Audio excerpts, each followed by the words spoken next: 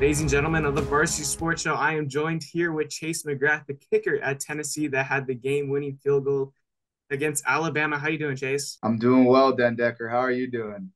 Doing great. On behalf of the Varsity Sports Show, we're very happy to have you with us. So let's talk. Let's get into it. Let's talk about the kick. Can you go through what was going through your mind as you're watching the game come down to the line? Honestly, not too much really. In those situations, just it really just comes down to all the preparation and all the reps. Me and my snapper and holder have put in, and really on that drive, I knew there was gonna like when Alabama went up to kick. I knew whether he made it or not, we were going to try to get into field goal range, and I was going to have an opportunity at that point.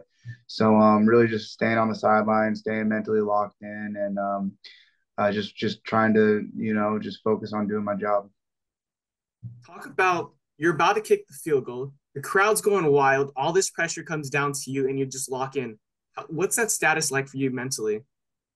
Yeah, really just gotta kind of zone it all out.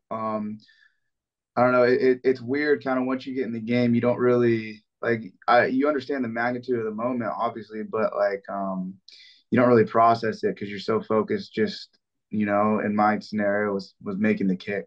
So you know that moment, it was definitely wild and something I never forget. But during it on the field, you don't really think about any of that. I gotta ask, was the ball tipped? It was. So I didn't realize it was tipped because, I wasn't like I was like looking at the ball when I was kicking. But Monday morning when we went and watched film, we were able to like zoom in and see 47 got a finger on it. And then also like the back judge, the ref behind me did like the tip signal that kind of he saw it was tipped. So it was tipped, which is why it had that weird flight. And luckily it went in. Yeah. So I gotta ask, so you kick the field goal, and there's just tons of fans like flooding the field, and you're just kind of running. What is that like for you as a player? Yeah, it was surreal, honestly. Still really hasn't fully set in yet. I think I'll be able to reflect on it more after the season as time goes by. But yeah, it's just I started getting swarmed by my teammates. People were lifting me up, and then all of a sudden I'm looking around, and the whole stadium is just running onto the field, and yeah, and then it turned into a party on the field. Basically, everyone had their cigars going, and it was insane, really crazy.